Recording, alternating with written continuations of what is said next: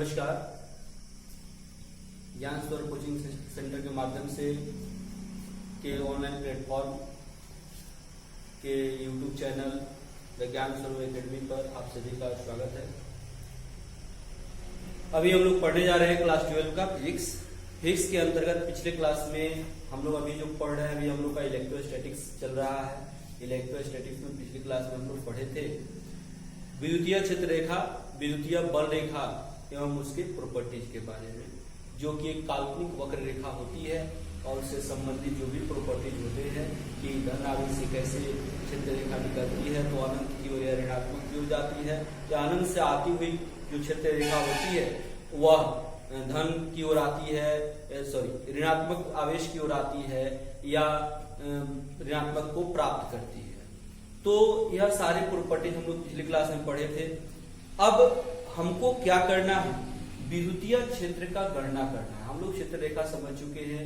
क्षेत्र रेखा तभी तैयार होती है जब विद्युतीय क्षेत्र का प्रभाव घटता या बढ़ता है, यानी कि जब आवेश की गति होती है, जब विद्युतीय क्षेत्र में आवेश एक स्थान से दूसरे स्थान तक जाते हैं तो क्षेत्र रेखा की कल्पना होती है आवेश के गमन के कारण।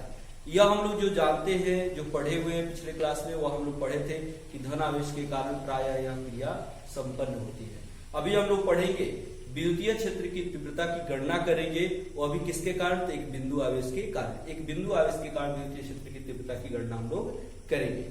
इससे पहले मैं आपको बता दूं कि जो भी इस वीडियो से नए जुड़ रहे हैं, अगर अभी तक चैनल सब्सक्राइब नहीं किए हैं तो चैनल को निश्चित सब्सक्राइब कीजिए, पूरा वीडियो देखिए। पूरा वीडियो देखने के पश्चात अगर आपको यह वीडियो अच्छा लगता है तो इसे लाइक कीजिए, सब्सक्राइब कीजिए और शेयर कीजिए, और अधिक से अधिक विद्यार्थियों तक इसे पहुंचाइए कि सभी विद्यार्थी इसका लाभ ले सके। अभी इस क्लास में हम लोग पढ़ेंगे बिंदु आवेश के कारण विद्युतीय क्षेत्र की तीव्रता की गणना करेंगे एवं उससे संबंधित कुछ न्यूमेरिकल आंकिक प्रश्न भी हम लोग इसमें बनाएंगे। तो आइए हम लोग अपने विषय वस्तु पे आते हैं। चैनल को सब्सक्राइब करने के बाद बेल आइकन निश्चित रूप से दबाइएगा, जिससे कि आपको सारे वीडियोज के अपडेट निश्चित रूप से लगातार आपको मिलते रहे, उसका नोटिफिकेशन आपको प्राप्त होता है। तो हमको जो जानना है उसमें हम लोग पहले क्या करना होगा, यहाँ पे प्रश्न कह रहा है कि विद्युतीय क्षेत्र की तीव्रता की गणना हमको करनी है। कैसे गणना करनी है, तो एक बिंदु आवेश के कारण। तो सबसे पहला काम क्या होगा, हम मान लेंगे कि यहाँ पर कोई बिंदु आवेश है, एक बिंदु कोई ले लिए O, जिस पर कोई बिंदु आवेश है। इस बिंदु आवेश का परिमाण हमने मान लिया कि +Q आवेश क्या है, +Q आवेश है। अब इससे r दूरी पर हमने ले लिया कि एक अन्य आवेश है जिसके लिए हमको प्रयोग करना है। तो जब भी हम परीक्षण के लिए कोई आवेश लेते हैं तो वह 1 कूलम का होता है, यानी कि एकदम नगण्य होता है। तो हम इसे r दूरी पर P बिंदु पर एक हमने ले लिया 1 कूलम का कोई आवेश जो कि धन आवेश है। अब देखिए यहां पर, अब यहां से इसकी दिशा, यह चूंकि धन आवेश है, धनात्मक आवेश हम लिए हैं, इसलिए इसकी दिशा जो होगी यह यहां से अनंत की ओर होगी। हम मान लेते हैं कि यह A है। आप जानते हैं कि जब भी हम धन आवेश लेते हैं तो या तो धन आवेश की दिशा अपने मूल स्थान से, अपने मूल बिंदु से अनंत की ओर होती है, नहीं तो ऋणात्मक आवेश की ओर होती है। यानी कि हमको इस +Q आवेश के कारण 1 कूलम के आवेश पर यहाँ पर विद्युतीय क्षेत्र की तीव्रता की गणना करनी है। अब देखिए, कोई भी चीज का जब गणना करते हैं, कैलकुलेशन करते हैं, तो उससे पहले हम यह देखते हैं कि इसके लिए हमको चाहिए क्या। गणना करने का मतलब कि उसका रिजल्ट हमको प्राप्त करना है कि विद्युतीय क्षेत्र की तीव्रता क्या होगी 1 कूलम आवेश के लिए या बिंदु आवेश के लिए। तो हम जानते हैं विद्युतीय क्षेत्र की तीव्रता के लिए हम लोग पढ़े हुए हैं कि प्रति एकांक आवेश को किसी बिंदु से उसके विद्युतीय क्षेत्र में लाने के लिए जो बल लगाया जाता है, उस पर आरोपित जो बल होता है, वही विद्युतीय क्षेत्र का तीव्रता कहलाता है। कहने का मतलब यह है कि विद्युतीय क्षेत्र की तीव्रता को हम वेक्टर E से डिनोट करते हैं, यानी कि वेक्टर E बराबर क्या होगा, वेक्टर F/Q। ठीक है, यहां पर Q का मान तो हमें पता है 1 कूलम, लेकिन हमको अभी क्या निकालना पड़ेगा, F निकालना पड़ेगा। जब F निकल जाएगा तो आप इसका विद्युतीय क्षेत्र की तीव्रता की गणना कर सकते हैं। तो आइए हम देखते हैं। पहले जो हम इस प्रश्न के अनुसार जो आप काम करने के लिए जो टर्म लिए हैं उसके अनुसार जो आप फिगर बनाए हैं उस फिगर के बारे में हम बताएंगे कि क्या है। तो माना कि बिंदु O पर प्लस Q कोई बिंदु आवेश है, ठीक है, जिससे r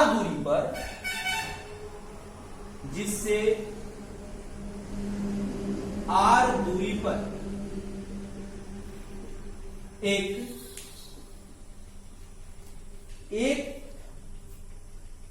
कूलाम्ब का धनात्मक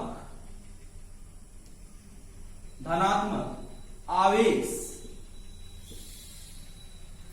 बिंदु P पर लिया गया है।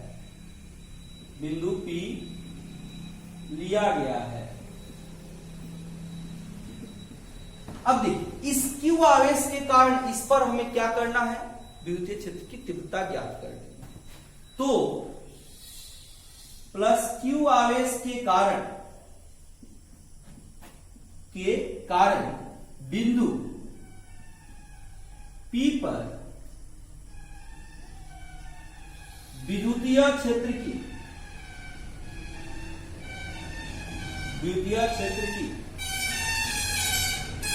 तीव्रता ज्ञात करनी है। विद्युतीय क्षेत्र की तीव्रता ज्ञात करनी, यह हो गया। अब देखिए अब यहां पर हमको तीव्रता ज्ञात करने के लिए जैसा कि अभी हमने बताया है कि करेंगे क्या, तो तीव्रता E का मान निकालने के लिए E बराबर होता है F/Q, यानी कि हमको बल निकालना पड़ेगा। तो बल के लिए क्या होता है आप जानते हैं, स्थिर वैद्युत बल F बराबर होता है 1/4πε0 इंटू Q1 Q2/r²। अब देखिए एगो Q1 का मान Q हो गया, Q2 का मान 1 कूलाम्ब हो गया। अब इसकी सहायता से हम काम करेंगे, है ना। तो स्थिर विद्युत बल की सहायता से क्या लिखेंगे, वेक्टर F बराबर 1/4πε0 इंटू Q1 Q2/r²। यह बल हो गया, ठीक है।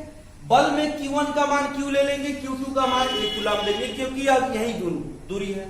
और यहां पर इसके आवेशों के बीच की दूरी तो r हम स्पष्ट रूप से लिए हुए हैं। तब क्या हो जाएगा बताइए, तो वेक्टर F बराबर क्या होगा 1/4πε0 इंटू Q1 का मान Q हो गया इंटू 1 हो गया r²। दिशा बताइए, क्योंकि यहाँ पर दिशा हमको देखना पड़ेगा, दिशा क्या होगा, P से A की ओर। क्यों होगा P से A की ओर, हम जानते हैं कि जब भी धन आवेश दो ठो लेंगे हम, तो वहां पे क्या होता है, विकर्षण होता है, यानी कि सजातीय आवेशों के बीच प्रतिकर्षण या विकर्षण की क्रिया होती है, रिपल्शन की क्रिया होती है, और विजातीय आवेशों के बीच आकर्षण होता है। यहां पर पहले से हम बिंदु आवेश लिए हुए हैं, और फिर यहां पर एक परीक्षण 1 कूलाम्ब का हमने आवेश ले लिया है। दोनों धनात्मक आवेश है, तो इसकी दिशा इधर से इधर क्यों नहीं होगी, इसकी दिशा P से अनंत की ओर होगी या ऋणात्मक आवेश की ओर होती है। यहां पर तो कोई आगे आवेश दिया नहीं गया, तो हम कहेंगे कि P से A की ओर होगी। यहां पर क्या लिखेंगे, दिशा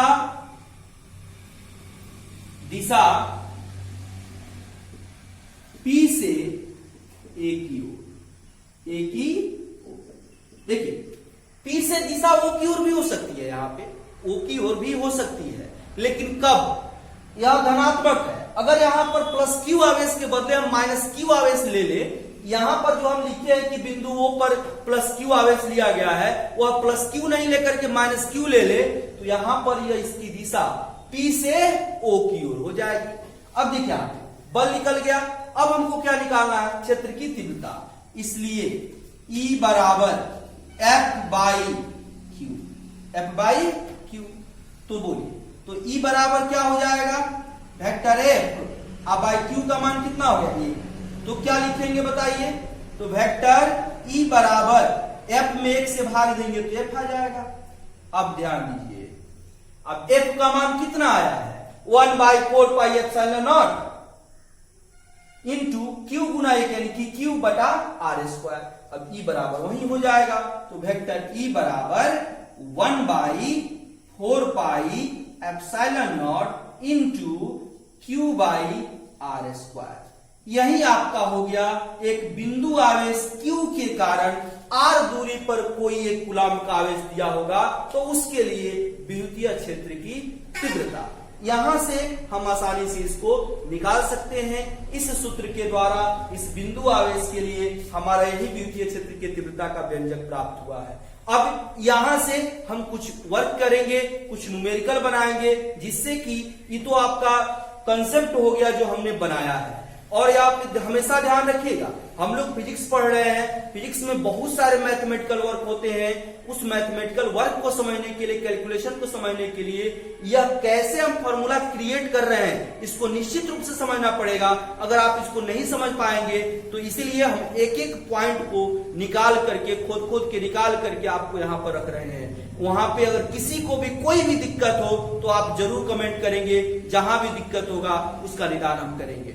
तो यहां ऐसे दिक्कत तो नहीं होनी चाहिए, क्योंकि सारे पीछे के कॉन्सेप्ट को लेकर के, सारे परिभाषिक शब्द को लेकर के यहां पर यह निर्धारित किया गया है। जो आपको क्वेश्चन कहा जा रहा है उसके माध्यम से इसका समाधान हम लोग किए।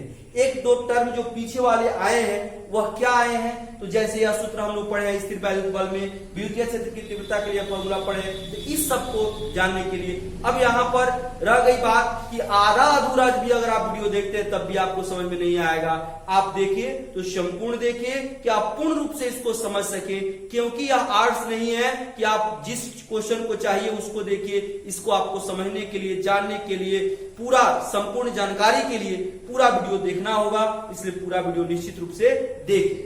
तो इस पे हम कुछ न्यूमेरिकल अब करेंगे, उस न्यूमेरिकल के माध्यम से हम लोग समझेंगे इसका अनुप्रयोग कैसे हो रहा है। तो आइए देखते हैं इससे रिलेटेड न्यूमेरिकल।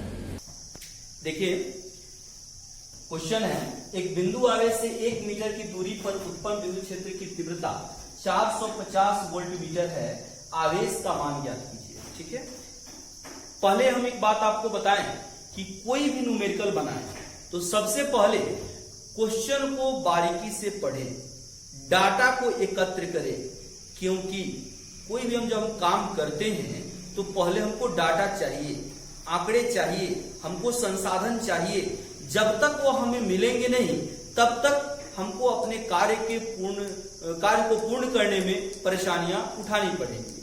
जैसे अगर हम मान लेते हैं कि चाय बनाने जाएं और जब चाय आधी बन चुकी हो, जब चीनी डालने का टाइम आए तो डब्बा में चीनी नहीं मिले, तो यह मतलब कि हो गया क्या, मतलब कि हमने पहले डाटा को एकत्र किया नहीं था, जिसके कारण यह परेशानी उठाने की नौबत आई है।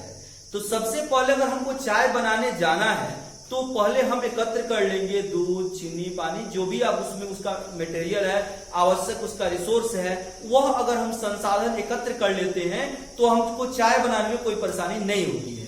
सेम चीज हर एक प्रॉब्लम को सॉल्व करने में, हर एक कैलकुलेशन में, हर एक कार्य में यही प्रोसेस लागू होता है कि अगर हम कोई भी कार्य करने जाते हैं, अब ऐसा नहीं हो कि हम एग्जाम देने जाएं, अब एग्जाम के लिए हमको आइडेंटिटी कार्ड मतलब कि एडमिट कार्ड चाहिए, कलम चाहिए, अब हम एग्जाम देने जाएं और एडमिट कार्ड घर पे छोड़ दें, तो यह हो गया कि हमने उसको मतलब कि पहले से प्रिपेयर उसके लिए नहीं थे, हमने संसाधन को नहीं जुटाया था कि हमको चाहिए क्या उस काम के लिए। तो सबसे पहले हमको आंकड़े एकत्र करने होते हैं कि क्या, तो सबसे पहले प्रश्न को पढ़ के उसमें क्या क्या दिया हुआ उस डाटा को हम एकत्र करते हैं। फिर हम यह देखते हैं कि इस दिए गए डाटा से हमको निकालना क्या है। तो जो निकालना होता है, जो आपको राशि आपको जाननी होती है कि इसका वैल्यू कितना होगा, तो उसका संबंध उस दिए गए आंकड़ों के साथ कैसे बनता है, उस संबंध के माध्यम से उस आंकड़े तक हम कैसे पहुंचेंगे, यह निर्धारित करना होता है। तो सबसे पहले हम क्या करेंगे, उस डाटा को लिखेंगे। तो देखिए यहां पे हम क्या करते हैं, इसका सॉल्यूशन करेंगे। यहां देखिए क्या कहता है, एक बिंदु आवेश से 1 मीटर की दूरी पर, जैसे हमने अभी जो डाटा जो न्यूमेरिकल जो एक्सप्रेशन व्यंजक हमने तैयार किया है उसमें हमने क्या लिया था, एक बिंदु आवेश Q लिया था, उससे r दूरी पर हमने यहां पर एक एकांक आवेश का एक पॉइंट लिया था, एक गुलाम का, और इस Q आवेश के कारण इस पर हम लोग विद्युतीय क्षेत्र की तीव्रता का निर्धारण किए थे। इसी से इसको टैग करके देखते हैं हम कि कौन सा डाटा क्या आपको दिया हुआ है। एक बिंदु आवेश से मतलब कि इस आवेश Q आवेश से 1 मीटर की दूरी पर, यहां पर कितना मीटर की दूरी लिए हैं, r लिए हुए हैं। इसका मतलब क्या हुआ कि r का मान हो गया 1 मीटर। तो प्रश्नानुसार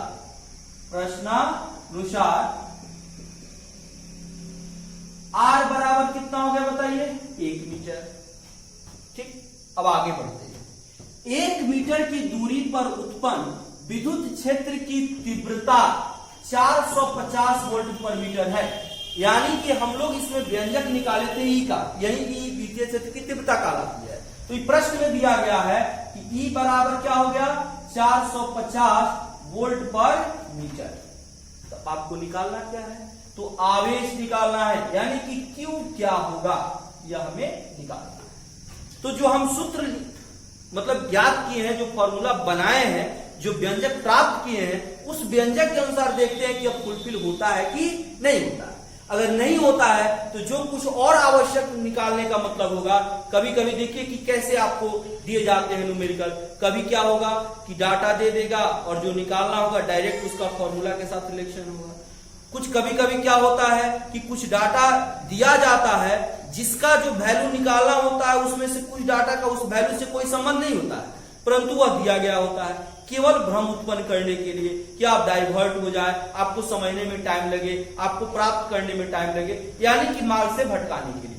कभी कभी क्या होता है कि कुछ डाटा दिया जाता है और जहां पे पहुंचना होता है वहां तक पहुंचने के लिए बीच में अपने से भी कुछ आपको आवश्यक सामग्री जुटानी पड़ती है, निकालनी पड़ती है, तब जाकर के हम वहां पर पहुंचते हैं। तो यह सारे काम होते हैं। अब जैसे हम चाय की बात किए हैं, तो मान लेते हैं कि चाय बनाने के क्रम में दूध नहीं है, तो हम उसके लिए हम क्या कर सकते हैं, हम ऐसे ही लीकर चाय बना सकते हैं, लेमन टी उसके बदले में नींबू का प्रयोग कर सकते हैं दूध के बदले में। तो यह वैकल्पिक व्यवस्था हम लोग करते हैं खुद से, यानी कि हमको वहां तक पहुंचना है तो कुछ ना कुछ चाहिए। तो वही काम यहाँ पर। अब देखिए हमको निकालना है क्यू, तो ई हम लोग जो फॉर्मूला निकाले वो फॉर्मूला क्या है, 1/4 pi epsilon not into q by r square. देखिए ई का वैल्यू दिया हुआ है, 1/4 पाई एप्सिलॉन नॉट का मान जानते हैं, आर का मान दिया हुआ, तो एक ही गुना अनवांटेड बच गया, एक ही अज्ञात राशि बच गया, तो आप निकाल सकते हैं। अगर मान लेते हैं कि किसी फॉर्मूला में 4 अज्ञात राशियां हैं जिसमें से 3 का मान हमको पता है, तो चौथा आप निकाल सकते हैं कैलकुलेशन के द्वारा। वही चीज यहां पर है, एक अज्ञात राशि, एक अज्ञात राशि या एक अज्ञात राशि और एक अज्ञात राशि या, इसमें से बाकी सबके मान हम जानते हैं, क्यू के मान नहीं जानते, तो क्यू को निकाल सकते हैं। तो अब देखिए अब क्या लिखेंगे, ई बराबर 1/4 pi epsilon not into q by r square से क्या हो जाएगा, ई का मान देखिए 450 इज इक्वल टू इसका मान 9 into 10 to the power 9 into q, तो निकालना ही है, और आर का वैल्यू 1 का स्क्वायर। अब देखिए यहां पर क्या होगा, 1 का स्क्वायर तो 1 हो गया, यह गुना में इधर आएगा तो भाग में, तो क्या लिखेंगे बोलिए, q is equal to 450 into 10 to the power 9 by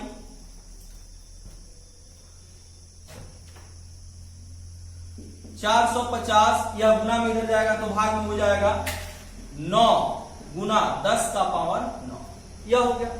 अब देखिए यहां पे अब क्या हो जाएगा, इसका कैलकुलेशन हम करेंगे तो यहां पर 2 जीरो इधर कर देते हैं, इधर 450, इसमें से 2 जीरो इसमें डाल दिएगा तो 900 हो जाएगा, इधर हो जाएगा 10 का पावर 7, तो 450 से 900 2 मरतबे जाएगा, 450 गुना 900 होता है, तो 1/2 गुना 10 का पावर 7, तो 1/2 का मतलब 2 से 1 में भाग देंगे तो 0.5 गुना 10 का पावर 7 ऊपर जाएगा 10 का पावर -7, इतना कूलाम हो गया।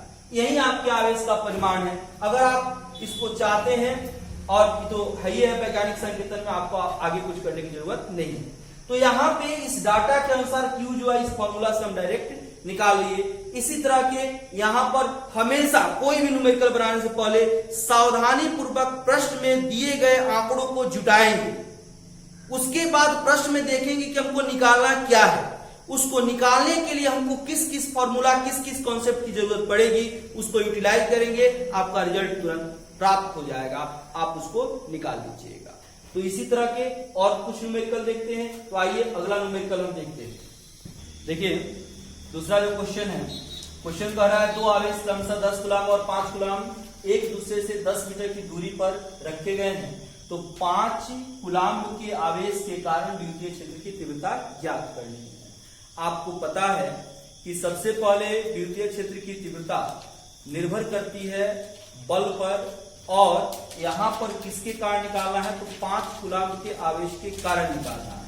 अब यहाँ पे क्वेश्चन बहुत तरह के राइज हो सकते हैं, देखेंगे थोड़ा कि कैसे। सबसे पहले हम डाटा एकत्र करते हैं, जो डाटा दिया गया है पहले उसको लिखते हैं, फिर उससे देखते हैं कि क्या हम कैसे उस तक पहुंच सकते हैं। तो देखिए यहाँ पे प्रश्न के अनुसार जो दिया गया है डाटा वह है, प्रश्नानुसार एक आवेश जो है वह है 10 कूलम, एक आवेश जो है वह है 5 कूलम, और यहाँ पे कह रहा है कि दोनों एक दूसरे कितना मीटर की दूरी पर है, 10 मीटर की दूरी पर है। तो आर का मान हो गया 10 मीटर।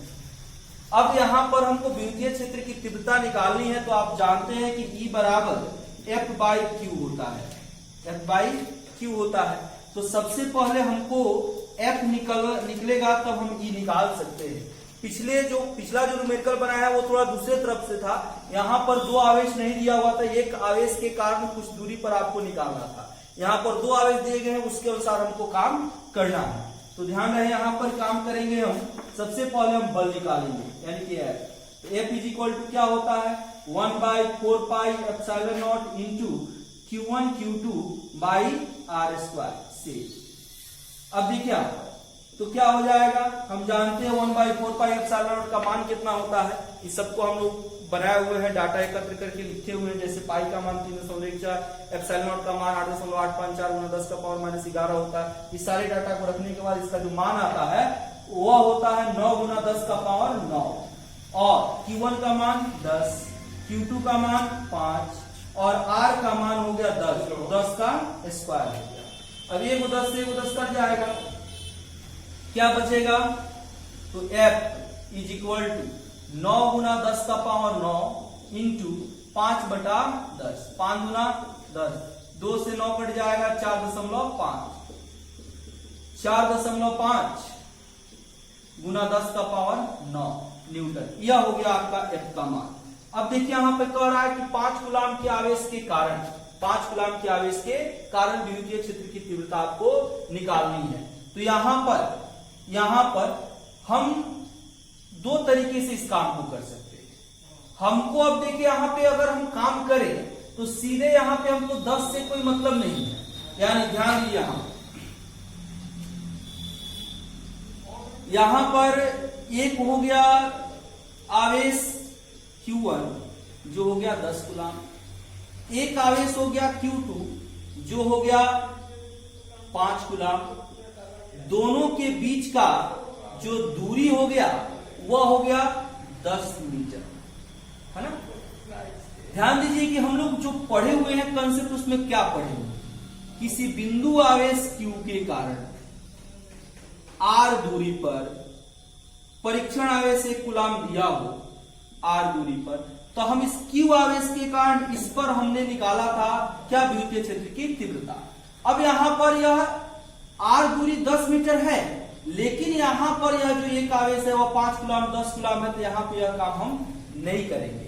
तो F का मान आ चुका है, F निकाल चुके हैं किसके लिए, हम इन दोनों के बीच लगने वाले बल के लिए।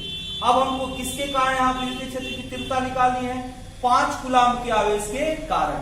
तो सीधे अब यहाँ पर हम क्या करेंगे, E बराबर F बाई Q से काम करेंगे, यानी क्या हो जाएगा, F का मान हो गया 4.5 गुना 10 का पावर 9, और Q का मान जो हो गया वह कितने के लिए, 5 के लिए निकालना है, तो यहाँ 5 हो गया। तब कितना हो जाएगा, 5 से यह कैंसिल कर देंगे, 5 9 45, 0.9 गुना 10 का पावर 9, इतना हो गया वोल्ट पर मीटर। यह हो गया आपका विद्युतीय क्षेत्र की तीव्रता। तो ऐसे हम इसको निकाल सकते हैं। और भी सारे इससे रिलेटेड क्वेश्चन बनेंगे, और भी बहुत सारे न्यूमेरिकल्स बनाने हैं। हम सिर्फ यहाँ पे 2 न्यूमेरिकल इसके साथ इसलिए बनाए हैं कि यह फॉर्मूला आपको समझ में आए कि कैसे हम बनाए हैं, फॉर्मूला का कंसेप्ट आपके दिमाग में एडजस्ट हो जाए। फिर जब यह टॉपिक यह इससे रिलेटेड काम खत्म हो जाएगा, जैसे आगे से रिलेटेड खत्म हुआ था तो उसके आधार पर हम लोग न्यूमेरिकल किए थे, ऑब्जेक्टिव किए थे, वैसे ही जब यह टोटली आपका समाप्त हो जाएगा तो इससे रिलेटेड विद्युतीय क्षेत्र और विभव यह दोनों जब खत्म हो जाएगा तो इससे रिलेटेड हम काम करेंगे।